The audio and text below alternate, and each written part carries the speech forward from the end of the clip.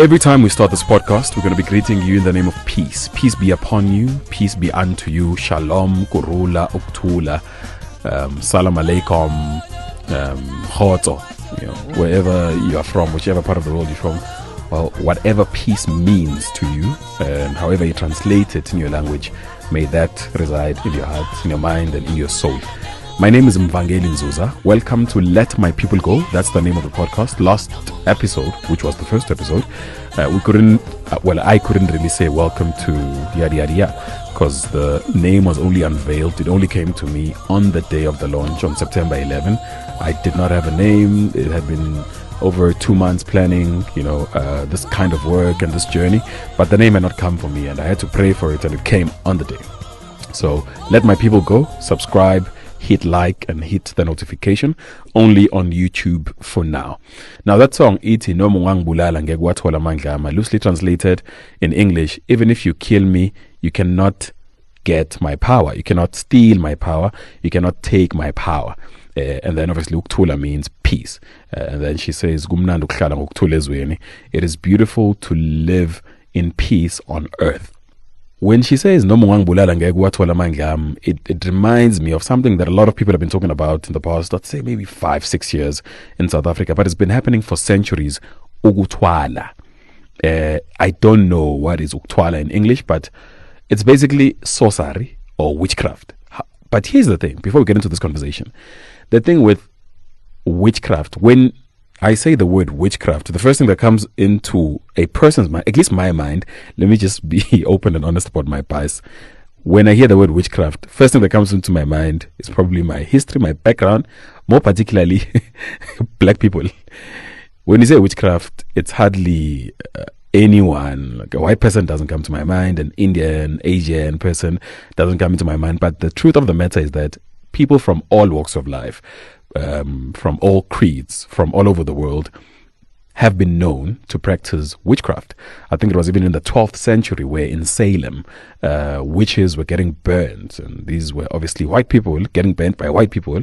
But when you look at the history and you look at television and you look at what things are, the things that are happening in townships and rural areas where if a witch is discovered, he or she is usually a black person. I've never seen a white witch being banned on television, and I'm not saying banning of witches is correct. We've got courts and all of that, and I know those things are hard to prove in court, but we do have a legal justice system which I believe in. So yeah, I'm not endorsing anyone to be banned, because also the cover of Let My People Go, there's fire there, but fire can also mean the Holy Spirit. But askolap, sorcery, witchcraft, uktwala, all of these things. You look at Africa, you can say ukuthi abelungu bathwele ngabantu abamnyama, because they colonized Africa, took her resources, and they made themselves wealthy. So it's the same concept, but obviously we downplay it. It's at a miniature level when someone kills. So basically there's always a blood sacrifice involved, or it involves you going against your morals. So that's what selling your soul is. When you go against your values, you go against your morals, you go against your principles, you go against what sustains you as a human being and what makes you a good human being. You don't stop being good because now you have killed someone to get power. So it's not just about killing them physically. Sometimes it's destroying their soul or destroying isithunzi, their integrity and their well-being to some extent. You look at how dehumanized blacks, particularly Africans, have been in the eyes of the world. People in other parts of the world think we live like barbarians or we live like animals, in the same way that, there's just a lot of bad PR, so I think it's because black people, we just have bad PR. Our history hasn't been good, but it will get better. We just have bad PR. White people have sorcerers, wizards, it's sorcery. It's these beautiful names. When you say a wizard, it sounds like something I could order at a restaurant.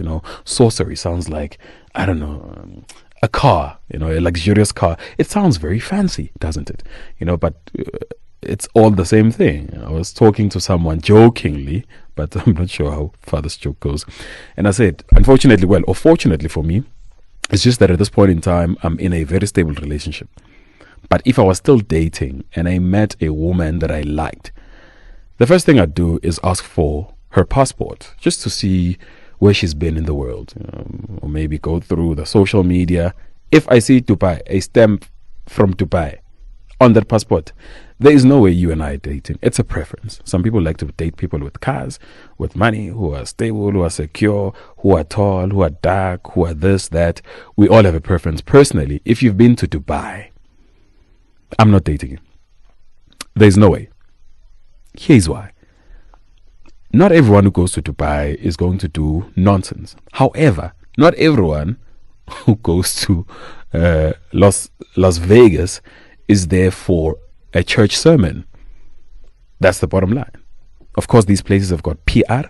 I know the people in the Emirates and Dubai, they take pride in their culture. It's something beautiful which I admire and to some point envy as an African whose culture has been stolen and also just utilized for profit by others, so there is beauty. I look at the infrastructure. I remember in 2008 I was doing my first year in the University of Venda, and I was watching National Geographic's, this is 2008, and the narrator, they were just basically talking about Dubai, and it was not as famous as it is or known as it is right now. But what the narrator said is 1/3, this was in 2008, 1/3 of the world's cranes are in Dubai. This was in 2008. Possibly, let's say that docu was shot in 2006-7, but at that time 1/3 of the world's cranes were in Dubai. So this is a government, and these are people who are very intentional about building the economy, building their people, of lifting themselves through infrastructure, architecture, beauty, tourism, and so forth. But there's been a culture, particularly in South Africa, where you see a lot of, it's not just women, we think it's only women, but men and women go to Dubai, so that they are people who, not all of them are from Dubai, but they tend to do certain rituals. And these people, these young people usually, who these things are done to, they don't know the spiritual implications of these things.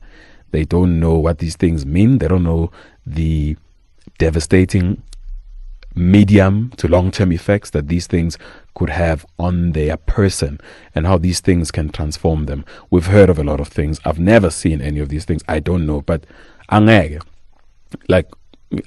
uthelwe ngothuvu, which is it fecal matter, and then you get married, they must telling young. It just does not work that way. So there's a lot of things that happen. I remember in 2020. This was the year 2020. I remember it was just as COVID had started, and there was the whole lockdown. We were in level 5, and there's a young woman who was killed. She was hung on a tree somewhere in the west in Roodepoort, and the country was not angry enough.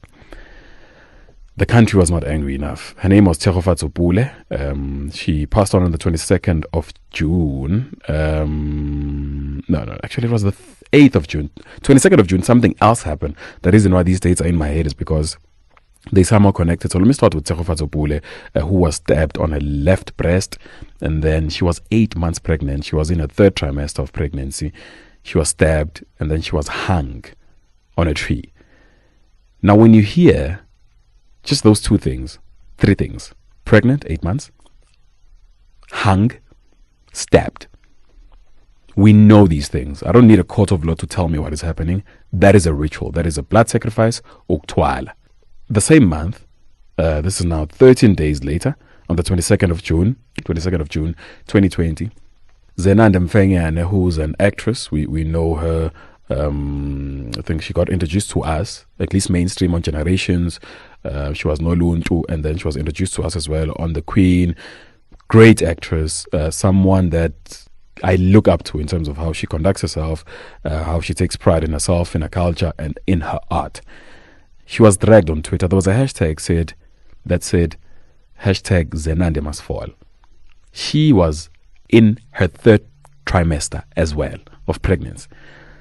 In less than 2 hours, I had never seen this in South Africa. In less than 2 hours, there was about 14,000 tweets with this hashtag.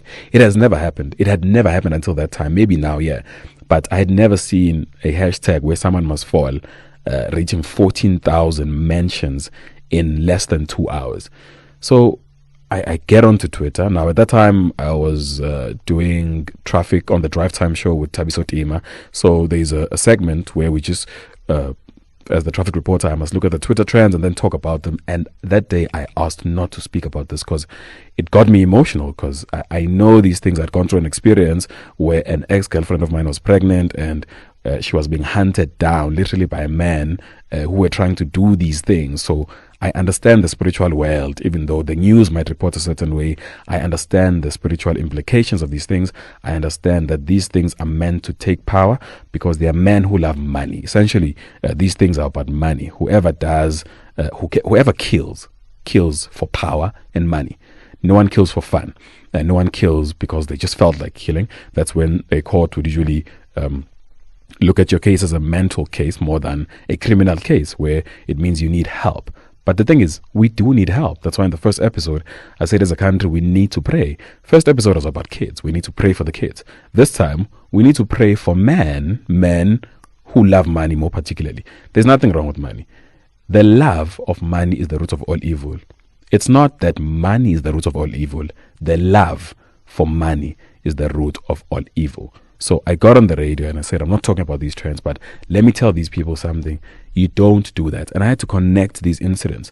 They are closely linked. They are aligned. They are one and the same thing. Tshegofatso Pule was killed and hung. Zenande Mfenyane is also being hung by the mob of Twitter, and people are not aware what words can do. She's pregnant. What if she literally tripped and fell? I'm happy she gave birth and her baby's healthy and the family's fine, everything's good. But that could have triggered her. Knowing the little that I do know about her is that she's a very spiritual person. She prays. So none of these attacks were ever going to get to her. But we need to be a bit more sensitive about these hashtags, because it's not just a hashtag. You're creating. Your mouth creates. Same way I'm speaking right now, I'm creating. What am I creating? I'm educating by talking the truth so that people are enlightened and they understand these things. Because that can lead you down a dirty path.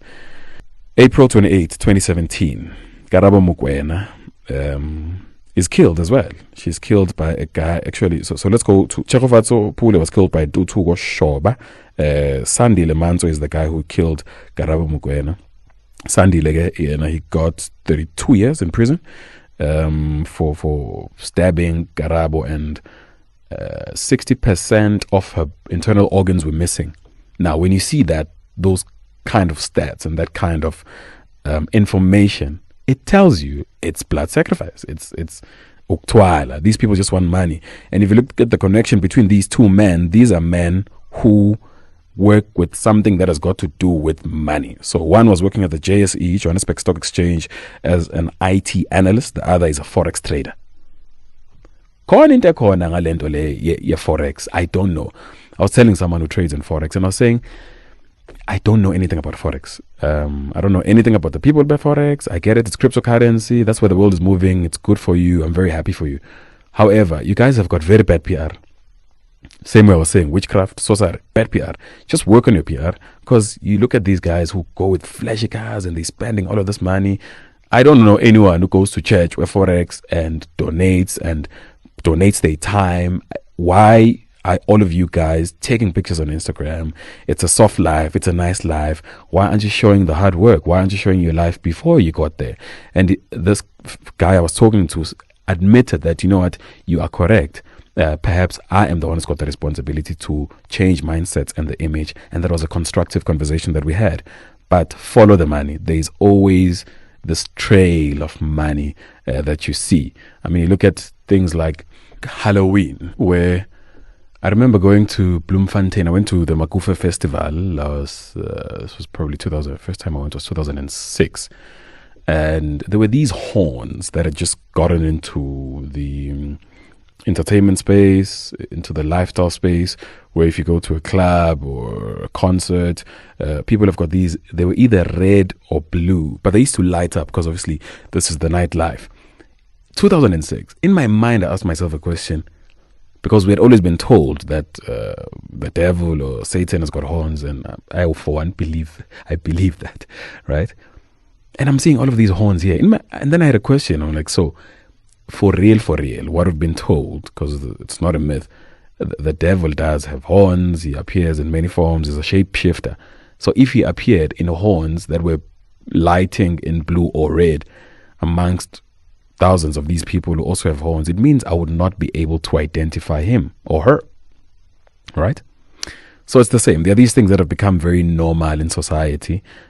Growing up, we used to see ghosts and see or togolosh. I don't know what togolosh is in English, but see crazy things, and see certain animals that are not animals, but it's like a crossbreed between a man and something else. But in the past maybe 20 years, you don't see those things. And I remember asking my mom, why don't we see these things? Is it because these things are extinct? And she said, no, it's because these things have now changed form. These things are now in money and they live within people. They've become more of spirits more than they are the physical that we used to see before. Like the apparition of a ghost is something that is very unusual in this day and age. But back in the day, because sin and evil is innovative, so it masks itself as crime, as gender-based violence, as cancel culture, but actually there is something that is happening. I remember even with this was probably in 2021, MacGyver was, he said something offensive and people wanted to cancel him, and I got on the radio and I said, the guy is wrong. But why must we cancel him? Why must we lynch him? Why must we discard him from society? There were people that even posted hashtags of canceling him who had his number. He said it, but never called. And I said, this kid just needs to be taught and to be educated and to be loved. That's it. We don't need to cancel. So when you look at social media, there are a lot of things happening there. It's a very spiritual space, but you need to protect yourself, protect your mind.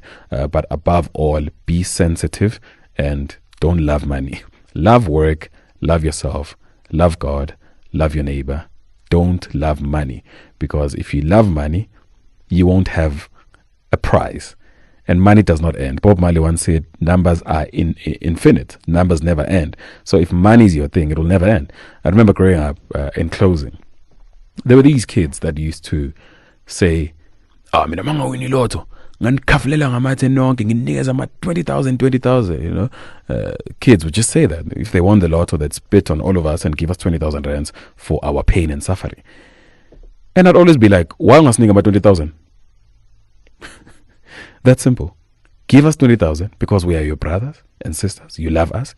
There's no need for you to spit on us or to take a waz on us or excrete your fecal matter on us so that you give us money. It's because people are desperate, people are poor, people are also poor in the mind and in the spirit. They're not enriched. They've not invested in making themselves wealthy in the spirit, in the soul, intellectually. People don't read.